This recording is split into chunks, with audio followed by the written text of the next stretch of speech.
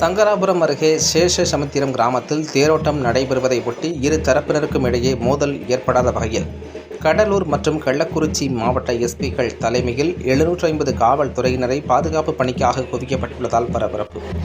கள்ளக்குறிச்சி மாவட்டம் சங்கராபுரம் அருகே உள்ளது சேஷசமுத்திரம் கிராமம். இந்த கிராமத்தில் கடந்த 2015ஆம் ஆண்டு ஸ்ரீ முத்துமாரியம்மன் கோவிலில் தேர் திருவிழா நடைபெற்றது. அப்போது இருவேறு சமூகத்தினிடையே பொதுப்பாதையில் தேர் செல்வது தொடர்பாக மோதல் ஏற்பட்டு கோவில் தேரானது தீ வைத்து எரிக்கப்பட்டது.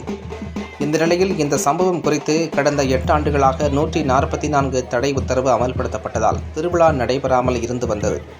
மேலும் கிராம பொதுமக்கள் தங்களின் கிராமத்தில் திருவிழா நடத்த வேண்டும் என்று மாவட்ட ஆட்சியரிடம் கோரிக்கை வைத்த நிலையில் கடந்த ஆண்டு கள்ளக்குறிச்சி மாவட்ட ஆட்சியர் மேற்பார்வையில் நடைபெற்ற கலந்தாய்வு கூட்டத்திற்கு பின் 144 தடை உத்தரவை நீக்கி திருவிழா நடத்த ஆட்சியர் அனுமதி அளித்து கிராம முக்கியஸ்தர்கள் முன்னிலையில் பொதுப்பாதையில் மேள தாளங்கள் இல்லாமல் திருவிழா நடத்துவதற்கு ஒப்புதல் வழங்கப்பட்டது.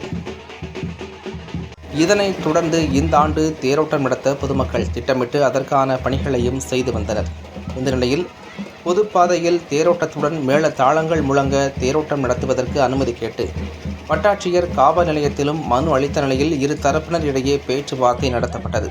பேச்சுவார்த்தையில் தீர்வு காணப்படாத நிலையில் அதனைத் தொடர்ந்து கோட்டாட்சியர் மற்றும் மாவட்ட காவல் கண்காணிப்பாளர் அலுவலகத்தில் பொதுமக்கள் மனு அளித்தனர். இந்த மனுவை விசாரித்த கோட்டாட்சியர் மற்றும் மாவட்ட எஸ்பி பொதுப்பாதையில் தேரோட்டத்துடன் மேளதாளங்கள் முழங்க தேரோட்டத்தை நடத்த அனுமதி அளித்ததாக கூறப்படுகிறது.